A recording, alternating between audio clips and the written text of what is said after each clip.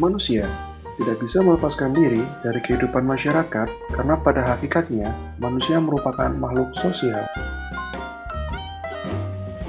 Oleh karena itu, di setiap harinya kita akan melakukan interaksi sosial baik perseorangan maupun kelompok masyarakat. Lantas, apa itu interaksi sosial? Kali ini kita akan membahas mengenai interaksi sosial.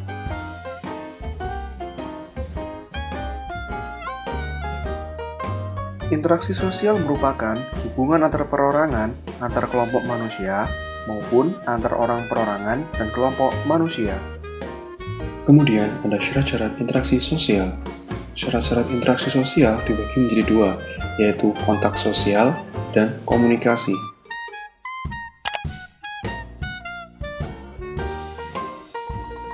Yang pertama, kontak sosial. Kontak sosial adalah hubungan antara satu pihak dengan pihak lain. Hal tersebut merupakan awal terjadinya interaksi sosial di mana masing-masing pihak saling bereaksi meski tidak bersentuhan secara fisik. Kontak sosial dibedakan menjadi dua, yaitu kontak sosial langsung dan kontak sosial tidak langsung. Yang pertama, kontak sosial langsung merupakan hubungan timbal balik antar individu atau antar kelompok yang terjadi secara fisik atau tatap muka. Contohnya, berbicara dan berjabat tangan.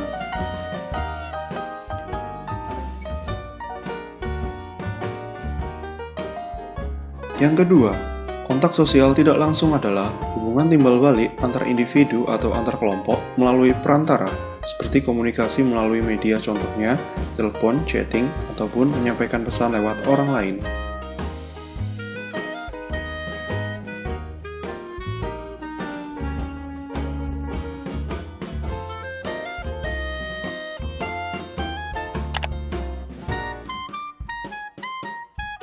Yang kedua, komunikasi. Komunikasi adalah suatu proses penyampaian dan penerimaan pesan, baik itu ide atau gagasan, dari satu pihak kepada pihak lain agar terjadi upaya saling memengaruhi antara keduanya. Komunikasi dibagi menjadi dua, yaitu komunikasi verbal dan komunikasi tidak verbal. Komunikasi verbal merupakan bentuk komunikasi secara lisan maupun tertulis, seperti berbicara dan surat menyurat.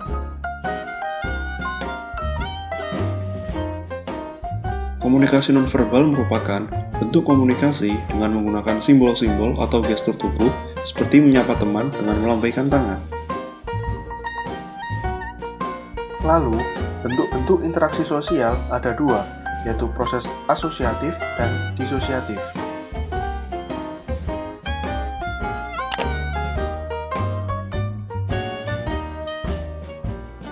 Proses asosiatif terjadi apabila seseorang atau sekelompok orang melakukan interaksi sosial yang mengarah pada satu kesatuan pandangan.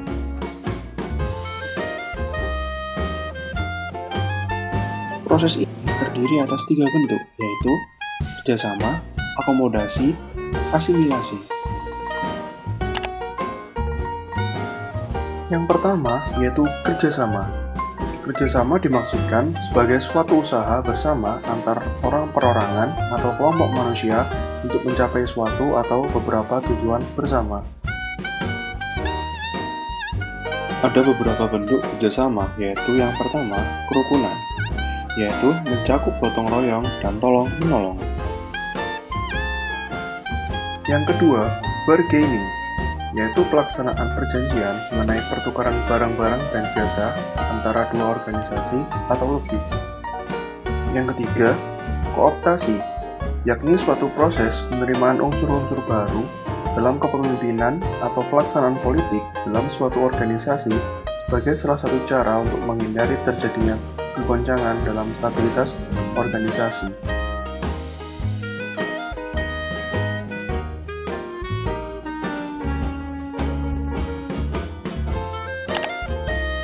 Yang kedua, akomodasi. Akomodasi yaitu menunjuk pada usaha-usaha manusia untuk meredakan suatu pertentangan, yaitu usaha untuk mencapai kestabilan. Adapun bentuk akomodasi yaitu yang pertama, koersi. Prosesnya dilakukan karena ada paksaan, contoh perbudakan, di mana interaksi didasarkan penguasaan majikan. Yang kedua, yaitu kompromi. Kompromi merupakan pihak-pihak yang terlibat saling mengurangi tuntutan agar tercapainya sebuah penyelesaian. Contoh, akomodasi antara beberapa partai politik. Yang ketiga, yaitu arbitrasi. Arbitrasi merupakan cara untuk mencapai kompromi apabila pihak yang berhadapan tidak sanggup mencapai sendiri. Contoh, pemerintah menjadi pihak ketiga antara PHK dengan perusahaan.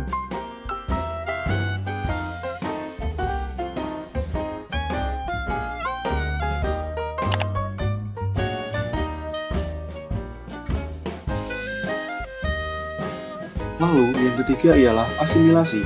Asimilasi merupakan cara-cara bersikap dan bertingkah laku dalam menghadapi perbedaan untuk mencapai kesatuan dalam pikiran dan tindakan. Proses asimilasi dengan mudah terjadi dilakukan dengan berbagai cara, bersikap toleransi dan saling menghormati dan menghargai orang lain.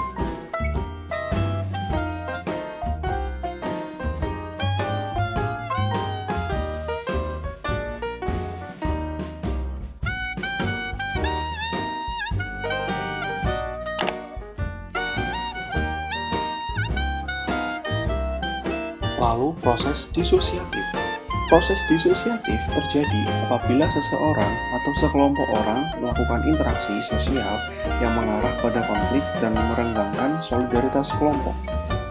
Proses disosiatif terdiri dari 3 bentuk, yaitu kompetisi, kontravensi, pertentangan. Yang pertama yaitu kompetisi. Kompetisi ialah proses individu atau kelompok yang bersaing untuk mencari keuntungan melalui bidang-bidang kehidupan tertentu. Contoh, gelar juara, kesuksesan, dan lain-lain.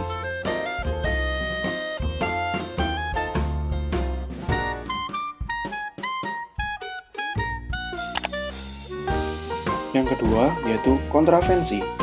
Kontravensi adalah suatu proses pertikaian juga persaingan yang ditandai dengan ketidakpastian terkait pribadi seseorang serta tak senang pada pribadi seseorang secara tersembunyi. Contoh, anak yang bertengkar dengan orang tuanya di rumah.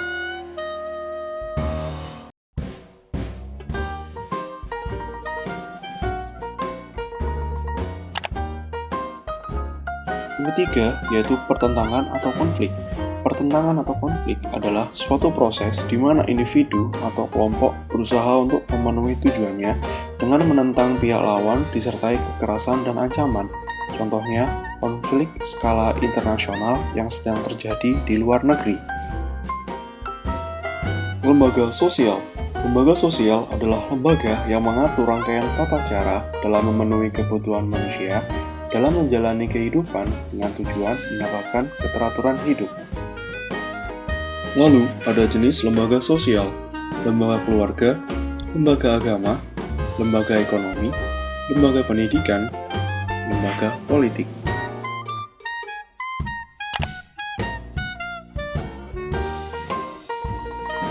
Lembaga keluarga. Keluarga merupakan unit sosial terkecil dalam masyarakat yang terdiri dari ayah, ibu, dan anaknya. Anak-anak inilah yang nantinya berkembang dan mulai bisa melihat dan mengenal arti diri sendiri, dan kemudian ia mulai dikenal sebagai individu.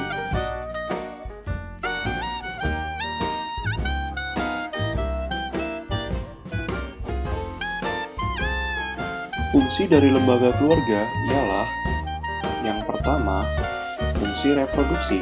Pernikahan diharapkan akan memberikan keturunan. Yang kedua, fungsi proteksi, memberikan perlindungan kepada anggotanya, baik fisik maupun kejiwaan. Yang ketiga, fungsi ekonomi.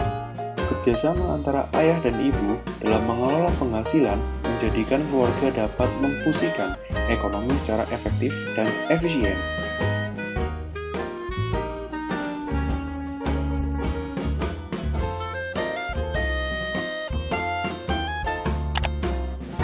Lembaga agama. Lembaga agama adalah sistem keyakinan dan praktik keagamaan dalam masyarakat yang telah dirumuskan dan dibakukan. Fungsi dari lembaga agama ialah yang pertama, sebagai pedoman hidup. Kehidupan sebagai pribadi dalam mengatur hubungan dengan Tuhan, dalam hubungannya dengan manusia lain, dan dengan alam sekitar. Yang kedua, tata cara berhubungan, mengatur hubungan manusia dan manusia dengan Tuhannya. Yang ketiga, pedoman pengungkapan perasaan kebersamaan diwajibkan berbuat baik terhadap sesama.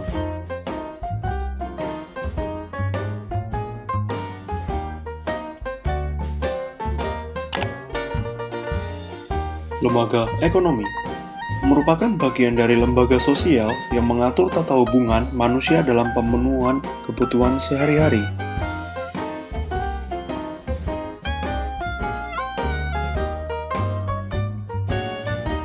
Fungsi lembaga ekonomi yang pertama, untuk mendapatkan bahan pangan.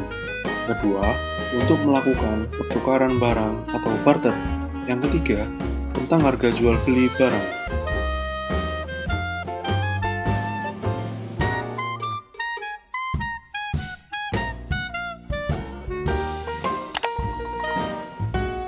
Lembaga pendidikan. Lembaga pendidikan ialah lembaga atau tempat berlangsungnya proses pendidikan yang dilakukan dengan tujuan untuk mengubah tingkah laku ke arah yang lebih baik.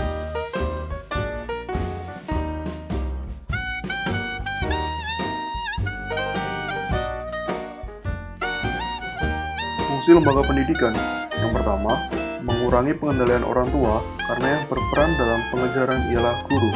Yang kedua, mempertahankan sistem kelas sosial dan dapat menerima perbedaan status.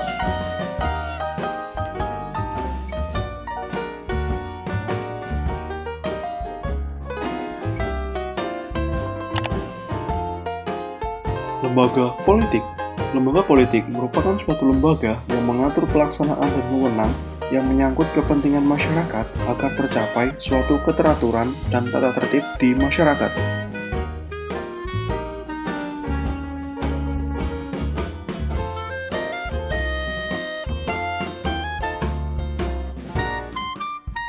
Fungsi lembaga politik ialah yang pertama, memelihara ketertiban dalam negeri, menyelesaikan konflik yang terjadi di antara anggota masyarakat secara adil dan sehingga anggota masyarakat dapat hidup dengan tentram.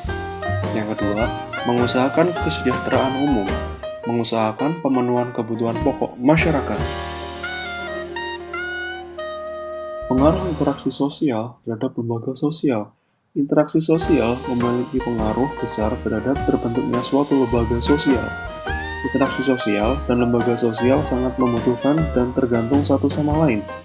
Lembaga sosial terbentuk karena adanya interaksi sosial antara masyarakat dan timbulnya kebutuhan yang harus dipenuhi oleh sejumlah lembaga sosial untuk kelangsungan hidup masyarakat.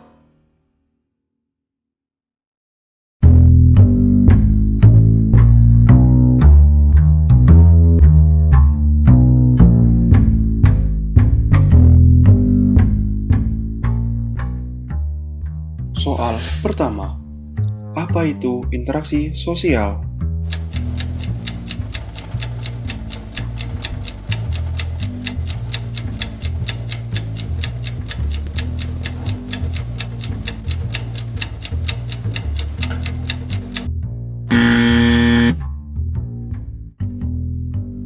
Jawabannya ialah, interaksi sosial merupakan hubungan antar perorangan, antar kelompok manusia, maupun antar orang perorangan dan kelompok manusia.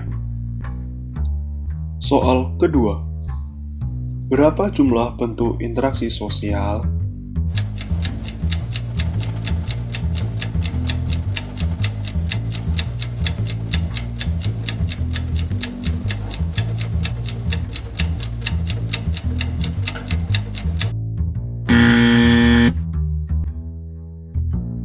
Jawabannya ialah 2.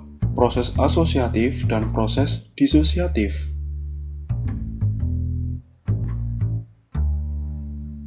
Soal ketiga, apa saja fungsi lembaga ekonomi?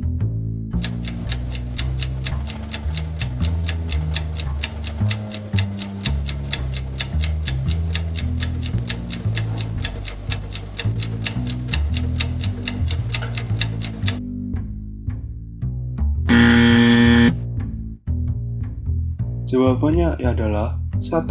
Untuk mendapatkan bahan pangan. kedua, untuk melakukan pertukaran barang atau barter. Yang ketiga, tentang harga jual beli barang.